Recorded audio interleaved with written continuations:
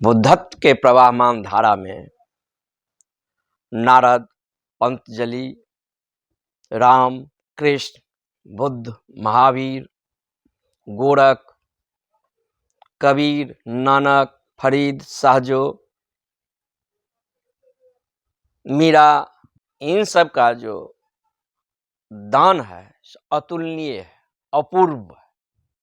क्योंकि जब एक आदमी बुद्धत्व को उपलब्ध होता है तो संसार वही नहीं होता है जो उसके पहले था। बहुत कुछ अंधेरा छट जाता है, फिर हमें सत्य को देखने समझने का एक नया आयाम मिलता है, एक न्यू डायमेंशन मिलता है, फिर सत्य तक जाने का एक नया मार्ग तैयार होता है। उसके द्वारा फिर हम उसी आकाश को देखते हैं। जैसे समझ लें कि ये घर है, इस घर में समझ लें जो कि 5 छोटे छोटे विंडोज है। कभी इस विंडोज से हम जो है आकाश को देखते हैं तो बादल रहित आकाश मुझे महसूस होता है। कभी इस विंडो से आकाश को देखते हैं, आकाश में एक अनंत गहराई मालूम होता है।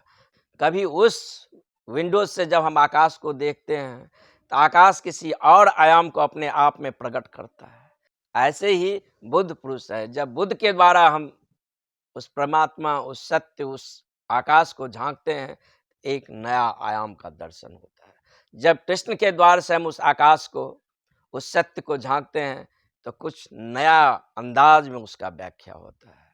कभी राम के साथ तो कभी महावीर के साथ तो कभी गोरख के साथ। लेकिन अभी तक जो ये धारा था प्रबुद्ध पुरुष का, वो छोटे छोटे नदियों के समान एक दूसरे से भिन्न था अपना अस्तित्व, और एक दूसरे के मानने वाले एक दूसरे से कम्युनिकेट नहीं होते थे। उन लोगों को मातांधता या पूर्वाग्रह ऐसा था, जो राम कहते हैं वही ठीक है, जो कृष्ण ने कहा वही ठीक है। कुरान को मानने वाले कहता है जो मोहम्मद ने कहा वही ठीक है, और बुद्ध के मानने वाले कहते हैं जो बुद्ध ने कहा वही ठीक है। लेकिन ये सब एक ही आकाश की खिड़कियां हैं, इसके द्वारा हम सत्य को झांकते हैं। ये सभी बुद्ध पुरुष ने अपने आप में उस सत्य को आत्मसात किए, उसमें विलीन हो गए हैं। तब जो उसने उस गहराई में, उस पीक पॉइंट में उसने जो जाना है, फिर उनके द्वारा हम तक वह खबर आता है। लेकिन उनके मानने वाले के बीच छोटा छोटा संप्रदाय बनाकर हम लोग जो है सो रहने लगते हैं, और समझते हैं कि बुद्ध जो है सो कृष्ण के विपरीत है, कृष्ण जो है सो कुरान के विपरीत है, और कुरान जो है सो गीता के विपरीत है। नहीं, ये पहाड़ की चोटी है, इस पर जाने का बहुत सारा मार्ग हो सकता है। कोई राजमार्ग से जा सकता है, कोई पगडंडी के द्वारा जा सकता है, कोई अपना मार्ग स्वयं बनाकर उस शिखर पर पहुंच सकता है। तो ये सब उसी आकाश के, उसी चोटी को, उसी सत्य को चखे, उसी को स्वाद जाने। लेकिन देश काल समय के अनुसार जो सत्य का जब व्याख्या करना पड़ता है तो सत्य जैसा है वैसा नहीं कहा जाता है, लेकिन सामने वाले कैसे समझ सकते हैं उस अंदाज में उसे कहा जाता है। क्योंकि सत्य अपने अल्टीमेट रूप में अगर बताया जाए तो शायद समझने वाले पृथ्वी पर जो है सो ना के बराबर मिले। तो वो दिया दिया ही क्या जो मनुष्य के काम के ना आए। तो मनुष्य जिस भाषा में समझता है, मनुष्य की समझने का जो क्षमता है, उस अनुसार ढालकर बुद्ध पुरुष जो है कम्युनिकेट करते हैं। जब बुद्ध बोलते हैं, बुद्ध के आसपास जो उनके शिष्यों का बड़े वर्ग था, वो सभी जो है सो राजघराने से आए थे, समृद्ध था, क्योंकि बुद्ध स्वयं राजा के बेटे थे।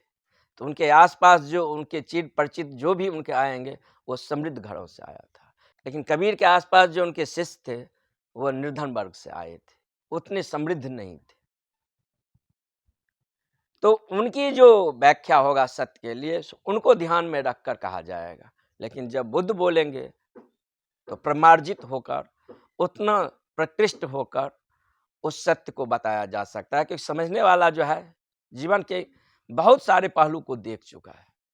अब उसे सत्य को ट्रांसपेरेंसी, पारदर्शी रूप में उससे कहा जा सकता है। जब एक बुद्ध पुरुष आते हैं तो उसके बाद संसार वैसा ही नहीं रहता है जैसे उसके आने के पहले था, बहुत कुछ बदल जाता है। लेकिन ये जितने बुद्ध पुरुष हैं जो भी बता रहे हैं उसी आकाश के बारे में बता रहे हैं। भाषा भिन्न हो, शैली भिन्न हो, मार्ग भिन्न हो, विधियां भिन्न हो, क्योंकि उस समय आदमी को ख्याल में रखकर वो बताना पड़ता था। जैसे हम डॉक्टर के पास जाते हैं, डॉक्टर जो है सो पेशेंट को ख्याल रखता है, कौन सी बीमारी से ग्रस्त है उसको देख समझ कर फिर वो एनालिसिस करते हैं। तो बुद्ध पुरुष के लिए सत्य उतना महत्वपूर्ण नहीं है जितना जो है सो उसके आसपास जो शिष्य हैं उन शिष्य का जो मनोस्थित है उसके इलाज के लिए क्या किया जा सकता है, वो क्या समझ सकता है, वो किस भाषा में समझ सकता है, वह देखकर जो है फिर वह जो है सो उसका इलाज करता है। क्योंकि गुरु और शिष्य के बीच जो संवाद होता है, गुरु हुआ शिखर, शिष्य हुआ घाटी। अगर गुरु शिखर से बोले तो फिर शिष्य नहीं समझ सकता है, तो गुरु को अपने शिखर छोड़ना पड़ेगा और शिष्य जहाँ है घाटी में वहाँ उतरकर शिष्यों की भाषा में उसे बताना पड़ेगा, उसे थोड़ा रंग रोगन करना पड़ेगा। उसके लिए अगर थोड़ा मिठास उसमें बनाना पड़ेगा झूठ देकर तो वह भी बनाता है, क्योंकि बाद में जब हम पहुँचते हैं तो सब ये एक खेल था। जब शिष्य सत्य को आत्मसात करता है गुरु के द्वारा तो शिष्य समझ जाता है ये जितने सारी विधियां था वो मेरे ऊपर जो बंधन था उसको तोड़ने के लिए गुरु एक डिवाइस था।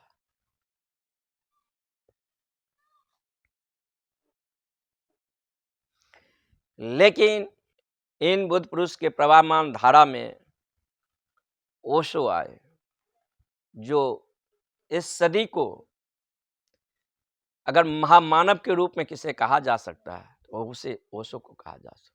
उसे देखकर ऐसा लगता है जो कि मनुष्य की ये क्षमता है, मनुष्य में ये प्रतिभा है, क्योंकि ओशो ने जितना आर्गुमेंट और तर्क को उपयोग किया है इतना आज तक कोई बुद्ध पुरुष जो है सो तर्क को उपयोग नहीं किया है। इसने ईस्टर्न से लेकर वेस्टर्न तक के सारे फिलॉसफी और दर्शन शास्त्र को आत्मसात कर लिए थे।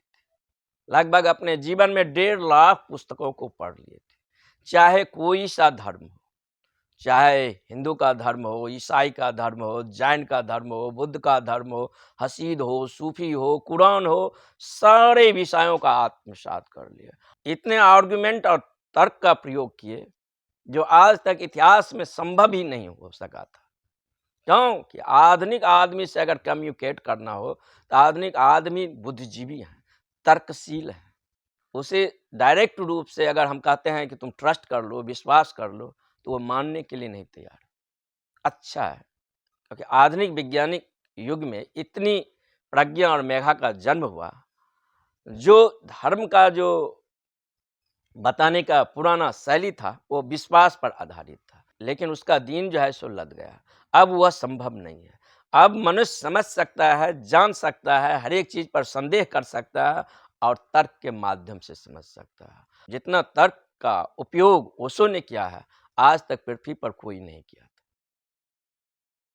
देखने में तो ये मनुष्य लगते हैं, फिर भी इनके पांव जमीन पर नहीं पड़ता है। किसी और आयाम को, किसी और विराट सागर से प्रतिध्वनि होता महसूस होता है।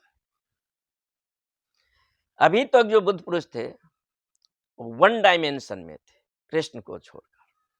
अभी तक जो बुद्ध पुरुष आए हैं वन डायमेंशनल था, जीवन को किसी एक आयाम को स्पर्श किया हो।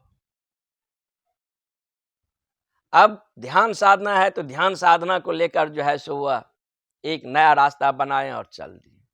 संसार को, जीवन के सभी पहलुओं को स्पर्श नहीं किया था।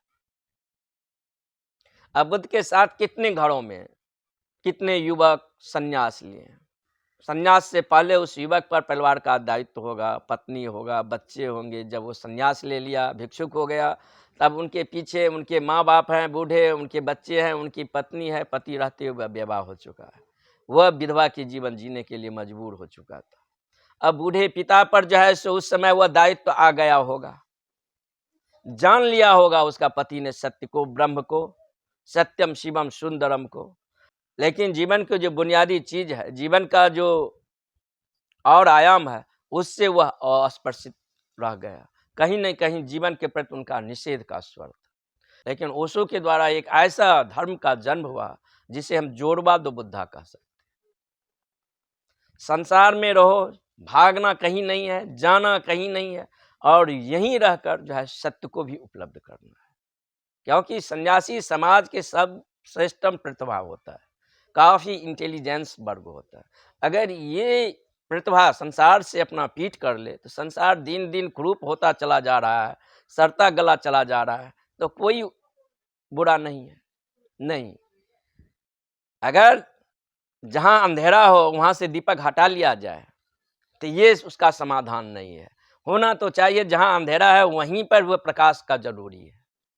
तो उसको देखना यह है कि हम जहाँ हैं, परिवार में हैं, समाज में हैं, पत्नी के साथ हैं, बच्चे के साथ हैं, उस दायित्व को भी पूरा करें और अपने जीवन में ध्यान का एक नया आयाम दें और अपने जीवन में ध्यान का स्वर दें। ये और कठिन हो गया, क्योंकि बुद्ध के समय भिक्षुक संन्यास ग्रहण कर लेता था और बुद्ध के साथ चल देता था, वो सारे दायित्व से मुक्त हो जाता था। अब उस भिक्षुक के ऊपर किसी प्रकार का दायित्व नहीं था, न परिवार का था, न समाज का था, न पत्नी का था, न बच्चे का था। उसे भूख लगा है, वह भी वह समाज पर निर्भर है, कहीं जाकर वह जो है सो भिक्षा मांग लिया, खाना खा लिया, फिर सारा दिन अपना ध्यान साधना कर रहा है। लेकिन ये संन्यास जो है जोरबाद बुद्धा, आज तक जितने संन्यास की धारा पृथ्वी पर चला है उसमें सर्वाधिक कठिन है। इसमें जो आप दायित्व लिए हैं, जहाँ हैं, आप अपने माता पिता के प्रति, समाज के प्रति, बच्चों के प्रति, पत्नी के प्रति, उस दायित्व को तो निश्चित ही निभाना पड़ेगा और साथ में संन्यास जैसे दुर्गम पथ पर यात्रा भी करना पड़ेगा। दोहरा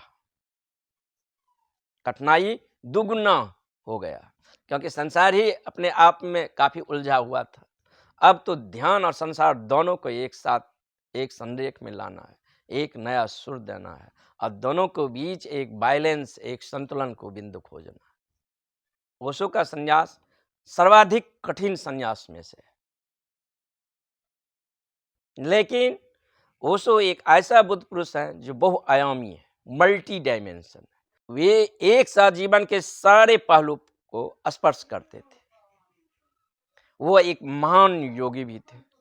वह तंत्र हो, गीता हो, बौद्ध धर्म हो या जैन धर्म हो या गोरख हो या सांडिल्य हो या शिव सूत्र हो या कुरान हो या बाइबल हो, सारे धर्म ग्रंथों पर जो है सो उनका अपूर्व व्याख्या है, वैज्ञानिक रूप से इतना तार्किक और इतना तर्कपूर्ण जिससे आप संतुष्ट होंगे। आपका बौद्धिक भी संतुष्ट होगा और आपका अंतःकरण भी उससे संतुष्ट होगा। लेकिन वह वन डायमेंशन नहीं थे, वह मल्टी डायमेंशन थे। वह जीवन को भी स्पर्श किया है। ओशो एक ऐसा मल्टी डायमेंशनल बुद्ध पुरुष थे कि जीवन को एक आयाम को नहीं, जीवन के बहुआयामी, चाहे वो शिक्षा हो, राजनीति हो, ध्यान हो, योग हो, तंत्र हो, जैन हो, जो भी जीवन का आयाम है, सारे आयाम को स्पर्श किए। उसने तंत्र पर बोला है, गीता पर बोला है, बुद्ध पर बोले हैं, महावीर पर बोले हैं, गोरख पर बोले हैं, सांडिल पर बोले हैं, शिव पर बोले हैं, बाइबल पर बोले हैं। कोई धर्म ऐसा नहीं है जिस पर ओशो नहीं बोले। इतने कम समय में इतने पुस्तकों को पढ़ना, इतने सारे विषयों पर बात करना, चाहे वो राजनीति हो, मनोविज्ञान हो, काम वासना हो, युवक हो, जनसंख्या विस्फोट हो, कोई भी विषय हो, शायद ही वह छोड़े हुए हो। उस पर वह अपना अंतर्दृष्टि दिए हैं और वह आज भी समकालीन महसूस होता है।